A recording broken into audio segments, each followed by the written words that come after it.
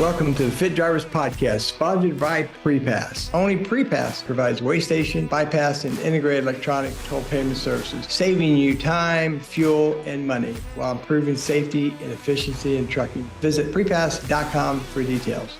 Welcome, everyone, to Fit Drivers Podcast. I'm really excited to have this next guest on today, Rebecca Brewster. Rebecca is the President, Chief Operating Officer of the American Transportation Research Institute, known as ATRA. Rebecca's been with ATRA for over 31 years. ATRA is the trucking industry's non-for-profit research organization whose mission is to research and improve trucking industry safety and productivity. And I can tell you, no one does it better than Rebecca and her team. Welcome, Rebecca. Thanks for coming on. Bob, thank you so much for having me on today. You and I go back a long way, and we've been doing our best to champion driver health and wellness. So it's a real honor to be able to join you today. Well, thank you. So I appreciate you very much, Rebecca, you being on our podcast. Of course, Fit Drivers Podcast is all about bringing awareness to this horrific number that we talk about and the driver health and trying to increase awareness and help out the carriers and all of us to do a better job. So I appreciate it. And Rebecca, you're right. We go back a long ways, and I appreciate the friendship and the working relationship that we've had over the years. So we're going to dive right into it today, folks. And many of you know who Rebecca is and known for her great research that her and her team does at ATRA. So Rebecca, as you said, you and I have discussed driver health on many, many occasions over the years, right? And we're quite aware of how critical it is. And so we're trying to bring more awareness to this cause that we're trying to make more well known. So I know that in ATRA, when you do those top 10, I always notice that driver health retention's usually on those lists somewhere. It goes up and down, right? So tell me, do you see a direct correlation between the retention and the driver health issues and the shortage and so forth? Do you see a direct relationship? Absolutely. When we look at the results of the annual Top Industry Issues Survey, we've been doing that survey since 2005. Right. And over the years, we've had more and more participation, not just from professional truck drivers. We've always had motor carriers do the survey, but now we have professional truck drivers. In last year's survey, we had over 1,000 truck drivers do that survey. We have industry suppliers. So it really is a reflection of what the industry as a whole sees are the top issues. And then, of course, Bob, as you know, we break them out by drivers, how drivers rank the issues versus how motor carriers rank the issues. And so the last time we saw driver health in the overall top 10 was in 2018. So that's heartbreaking to you and me because we want it to be in the top 10 every year. But just in the most recent survey in 2023, we saw it didn't make the driver top 10, but it was number 13 for drivers. So it's still very much in the driver's mind. I mean, when you think the survey gives you, I think this year's survey gave you 27, 28 issues to choose from. So, I mean, it was a lot to pick from, and you're only allowed to pick your top 3. So the fact that it bubbled up that high among drivers means it's still a very big concern for them. And, you know, there's no question that when the industry ranks driver shortage, motor carriers in particular, ranks driver shortage and driver retention as some of their top concerns, we have to look at the key word in there, and that's the driver. And we have to take into consideration, what are we doing as an industry to build up and provide the opportunity for drivers to take care of their own personal health?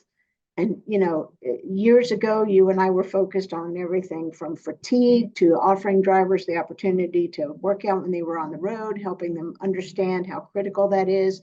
We've done work on how do you eat when you're on the road, you know, how do you meal prep and take care of yourself that way. And there are a lot of opportunities. I mean, we know health is a very personal issue. You've got to have the desire to want to do it yourself, but it's so important for your collective workplace. And in the industry, that's the entire supply chain, if you will. Give drivers the opportunity to do what's right for them. When you're doing those, and some of the feedback you get, Rebecca, I know they talk about the retention and the shortage and bringing more drivers in and so forth, but do they ever talk more about there's more they can do for retention? I know when I attend the different functions, I know that you go to the TCAs of the world and Women in Truck and so forth, they talk about the retention, but as I've been saying, retention takes attention. And so they just don't seem to pay enough to it that it's the old school, well, I need 10, give me 50, and hopefully I can get 10, right?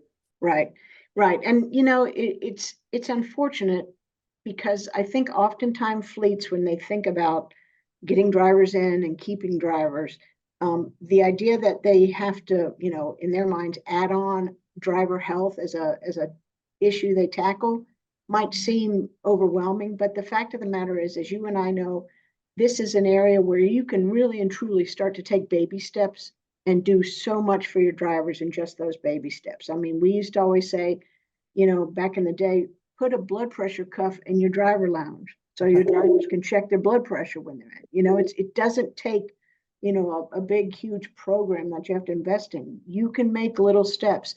Make sure that the food offerings you have in your driver lounges are healthy options for your drivers. I mean, there are things fleets can do without buying onto a full, big, in their mind, expansive program.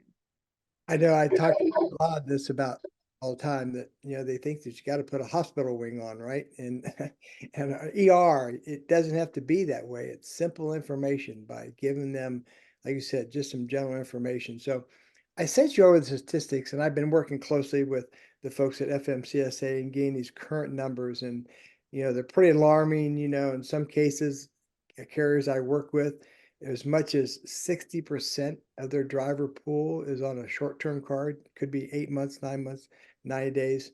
And once again, I think you sort of answered some of this, but a little more detail.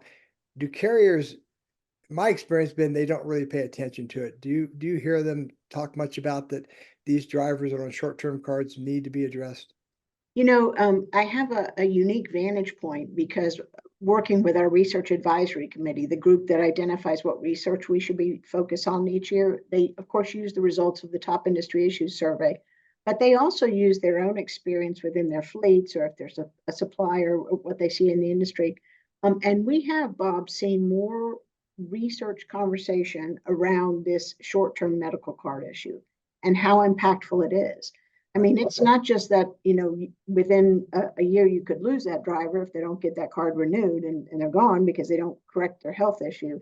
But when you think about all the things associated with that, all the cost it takes to bring on a new driver, Mhm. and the fact that oftentimes new drivers who aren't accustomed to your equipment and who aren't accustomed to your routes and your customers are often more likely to be be involved in a traffic incident, you know, because they're not used to your equipment. So, I mean, there's so many reasons why just focusing on helping the drivers we have who know our equipment, who know our routes, who know our customers, who just need help getting their health in order is so critical and will pay off way beyond whatever you might invest initially up front to help that driver get healthy. Is that industry average still, Rebecca, somewhere around 7,000? Do you know, or? It is. We haven't updated that one in a while, but back in our 2018 crash predictor, we looked at crash costs and the cost to replace a driver, and it was hovering right above $7,000. Honestly, I suspect it's higher now than it was back then even. And I do you know, do they, what you, because you talked about that, do they factor in the time it takes that driver, that new driver, become profitable, understand that lane, that customer efficiency and all that? Do you think that's factored into that 7,000?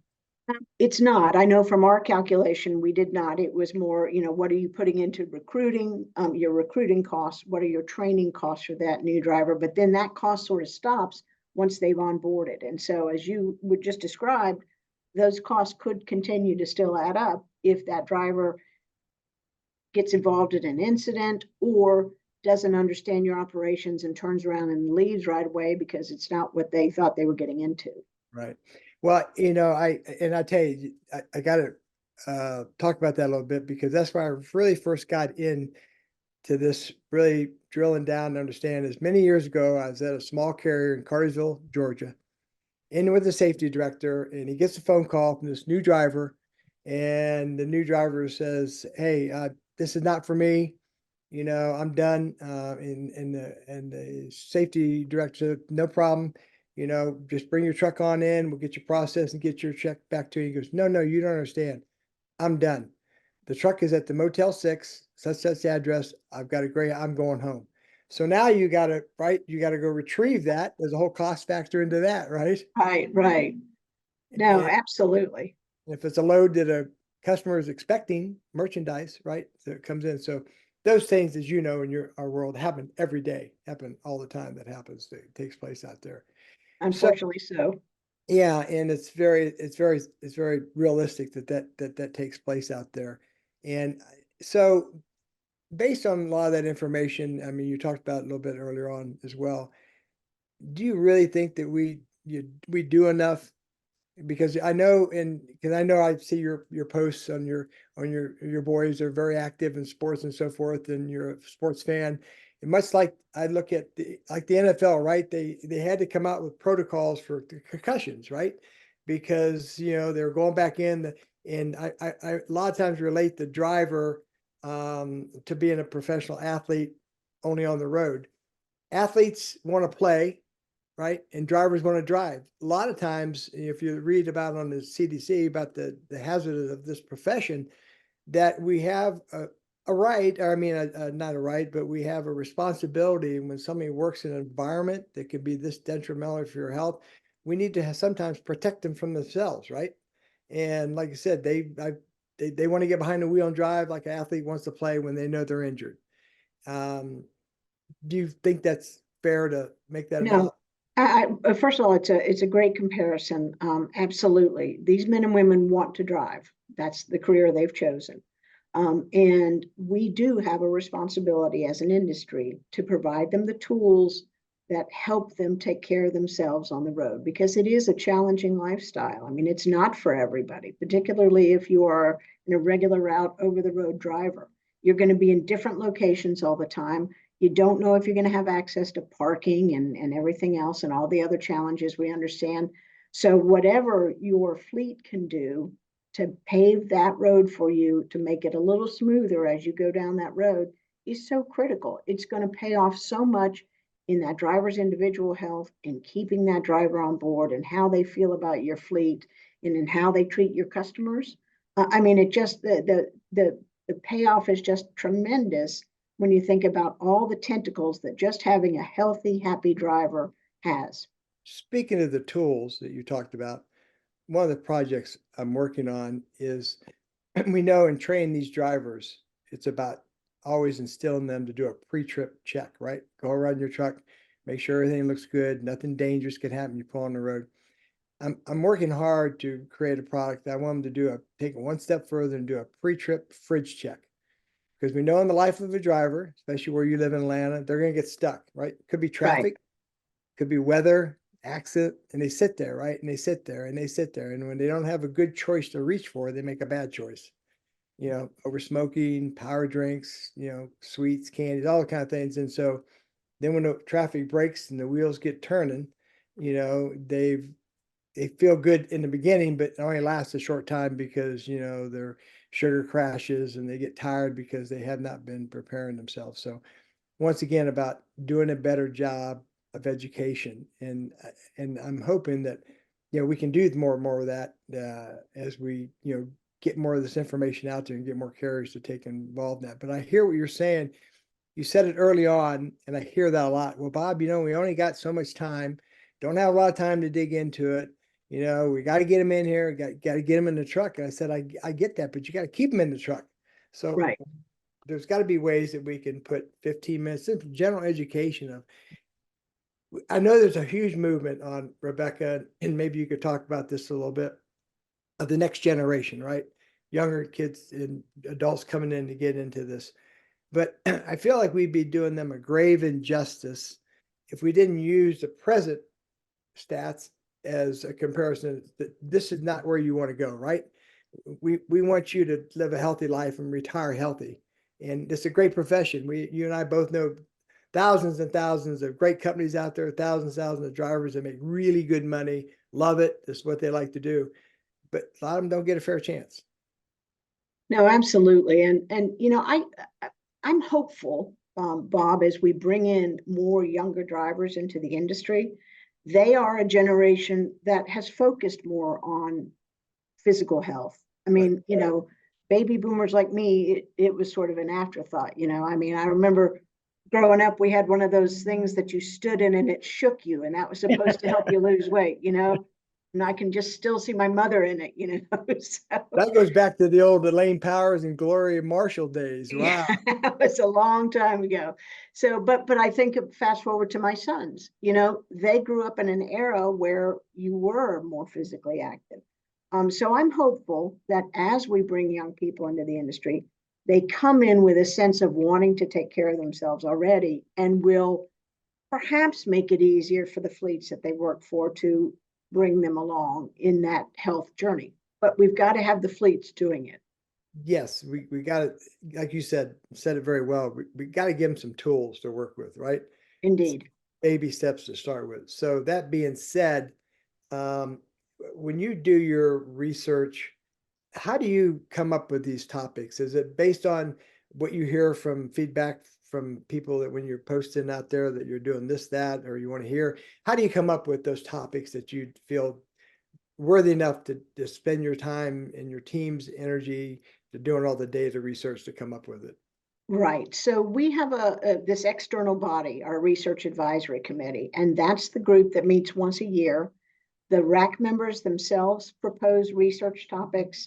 We have a research suggestion box, for a lack of a better term, on our website where just anyone can submit a research idea. The RAC members rely on the results of the top industry issues survey each year as they think through potential topics. And so when the RAC members meet, and they always meet in early March, and there's 35 members of the RAC, and they're from trucking fleets, large and small. They're from industry suppliers. They represent government, um, academia. We have a couple professional truck drivers on the research advisory committee. They get together. They discuss the merits of each of these proposals that they have reviewed in advance. Typically, that's about 25 to 30 research proposals. They talk about the merits of each for fulfilling ATRI's mission, which is research to improve the safety and productivity of the trucking industry. And then at the end of that 2-day process, they vote. And typically the top 5 to 6 topics go to the ATRI board of directors to vote on, because the board has the ultimate say so on how we spend our charitable contributions during research.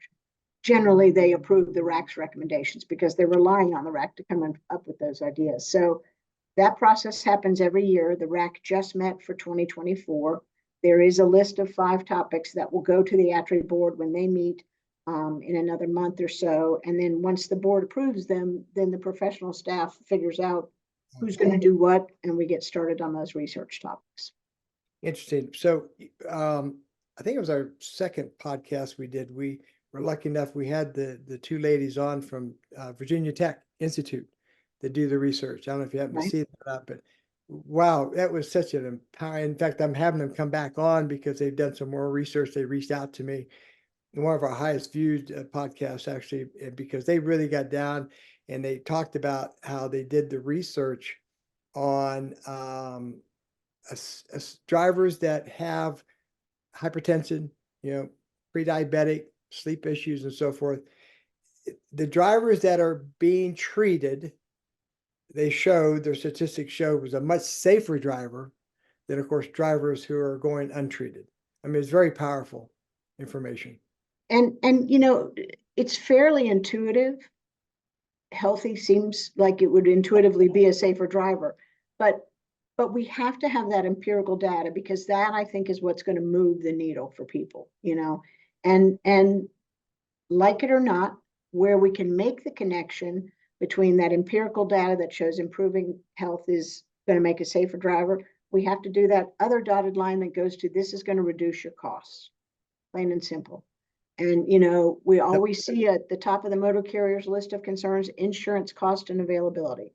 Well, if your drivers are going to be involved in fewer crashes because they're healthier, your premiums are not going to escalate.